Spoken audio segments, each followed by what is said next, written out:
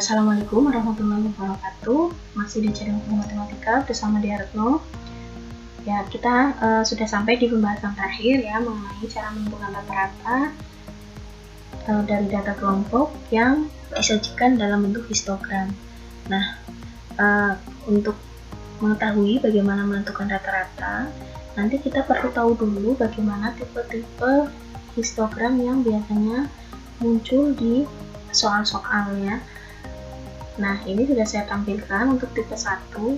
Tipe 1 itu bentuknya seperti ini. Kalau kalian amati, ini tipe histogram yang biasa ya, atau yang umum ya. Dan dulu waktu saya mengajarkan bagaimana membuat histogram juga tampilannya seperti ini ya, dimana sumbu X-nya ini adalah tepi kelas, kemudian sumbu Y-nya adalah frekuensi. Nah, ini untuk tipe 1. Kemudian untuk tipe 2 kalian perhatikan. Nah, perbedaannya apa di sini? Saya tidak membedakan di bagian frekuensi ya. Jadi untuk frekuensi memang kadang ada yang menuliskan di atas histogram seperti ini langsung ya. Jadi misalkan frekuensi pertama ini 5, 7, 12. Tapi kadang ada juga yang menuliskan frekuensinya memang di sebelah sini. Misalkan 5-nya ini saya kasih garis, sini 5 saya tulis. Kemudian frekuensi kedua ini adalah 7. Nah, seperti ini juga ada. Nah, contohnya di tipe 2 ini. Nah, ini frekuensinya dituliskan menggunakan garis-garis dan tampilannya di sumbu Y ya, biasa. Nah, ini tidak saya bedakan ya, ini saya anggap sama. Tapi bedanya itu ada di bagian sumbu X-nya. Nah, di bagian sumbu X di sini kalau kita amati tipe 1 ini dia bentuknya langsung dari tepi kelasnya ya, pakainya jadinya koma-koma 29,5. jadi ini histogram yang biasa ya.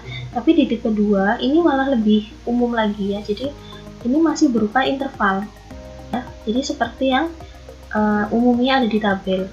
Jadi tinggal langsung dipindah saja dari tabel, pindahkan ke histogram seperti itu ya. Jadi bedanya itu kita amati untuk sumbu X-nya ya. Jadi tipe-tipe ini dibedakan berdasarkan nilai di sumbu X. Nah, itu tipe yang kedua.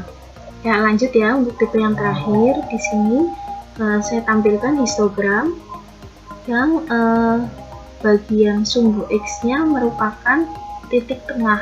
Nah, kalau kalian amati bedanya, contoh dengan tepi 1 ya, angkanya itu ada berada di tepi histogram atau di tepi kelas ya. Nah, angkanya pasti ada di titik ini.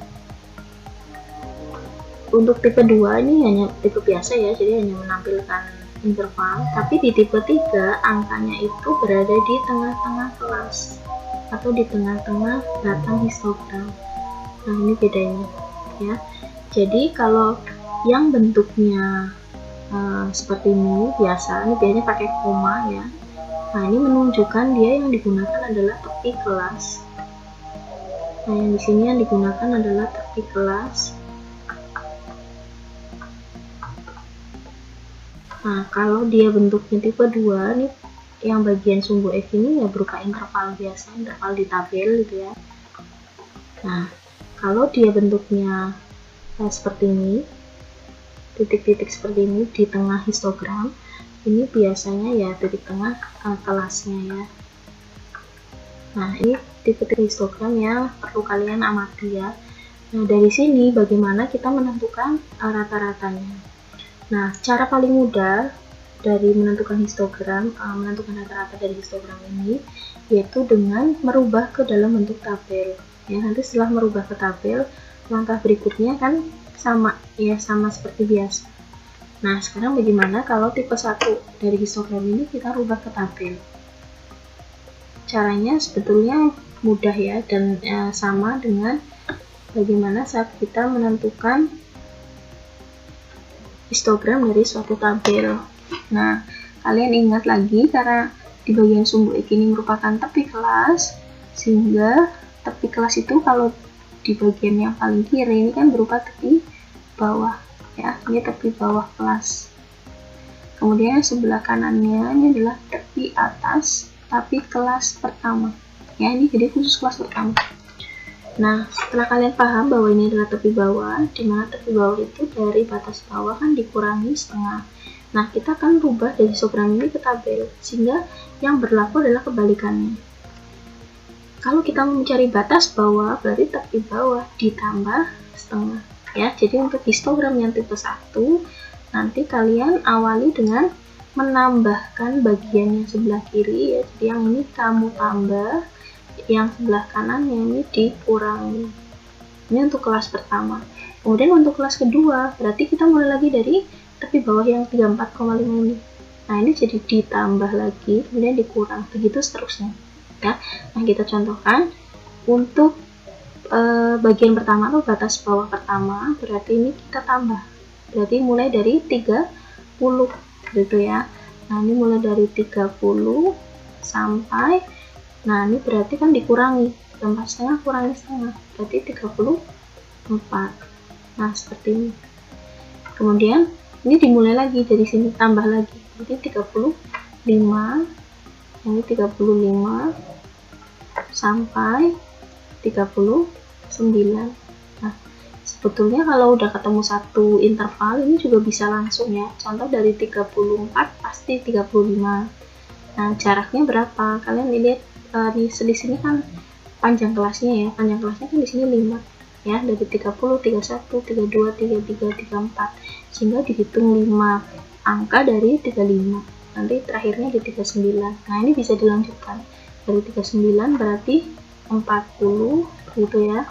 Kemudian 44 tuh, nah habis ini berarti 45, kemudian 49, kemudian 50 sampai berapa? 54 ya, 54 seperti ini ya. Terus 55 sampai 59. Nah, seperti ini tuh ya. Nah, ini bisa kalian namakan bebas ya, terserah nilai atau interval dan seterusnya.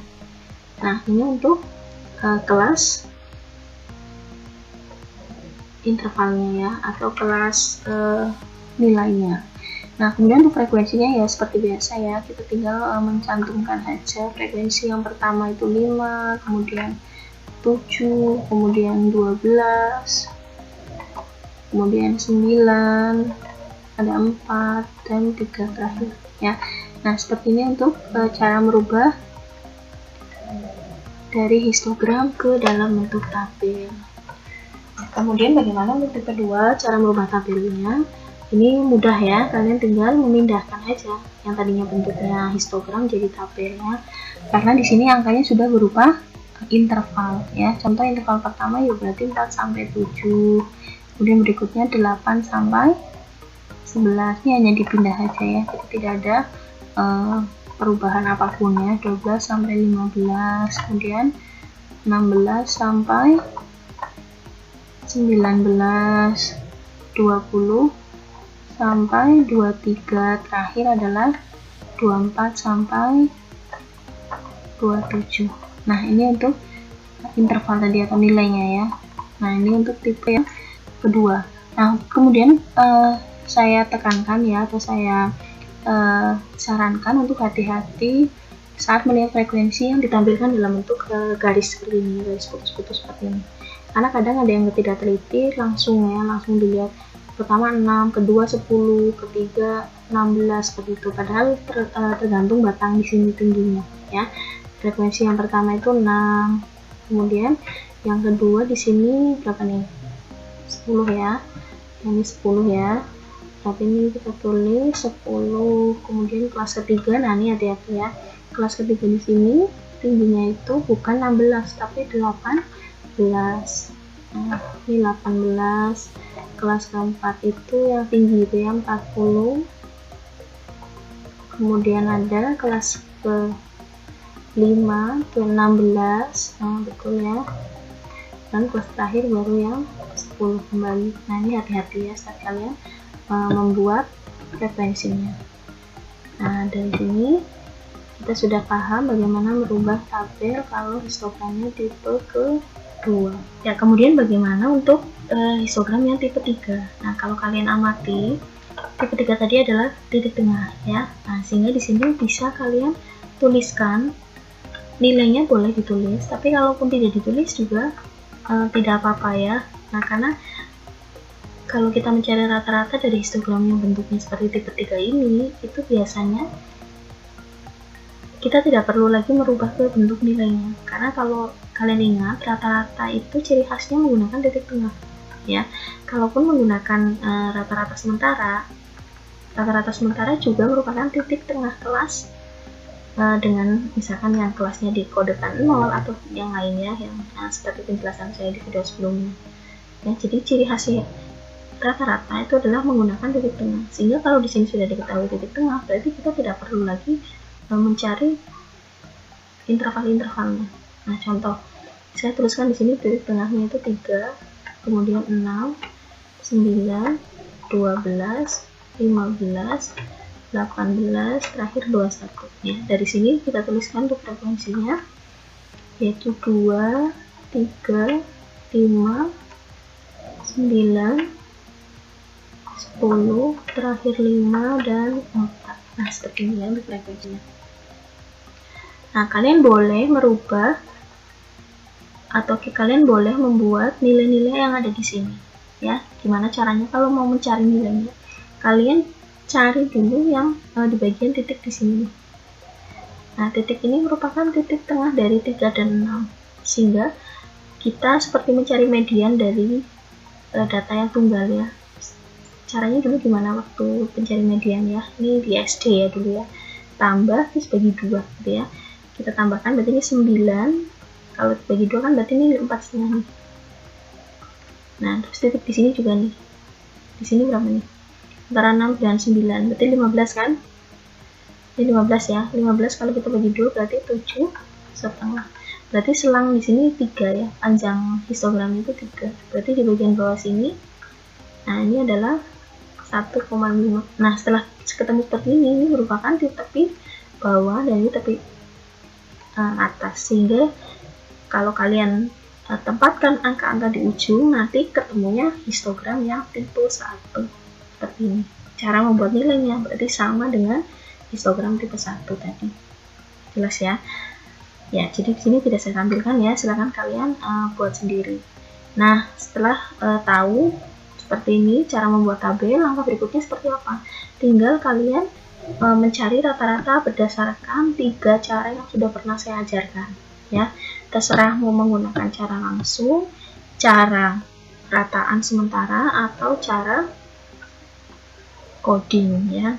Nah, saran saya biasanya kalau saya gunakan adalah cara coding ya, karena itu menyingkat waktu perhitungan. Kalau cara langsung itu akan lama di menghitung titik tengah dikali frekuensinya, itu biasanya butuh waktu lama ya. Seperti ini ya untuk penjelasan saya mengenai bagaimana menentukan rata-rata data kelompok yang bentuknya histogram ya. Jadi ini belum sampai ke menentukan rata-rata sebetulnya ya, kalian hanya merubah histogramnya ini menjadi tabel yang selanjutnya kalian cari menggunakan cara yang sudah pernah saya ajarkan ya. Demikian untuk video kali ini, semoga bermanfaat. Assalamualaikum warahmatullahi wabarakatuh.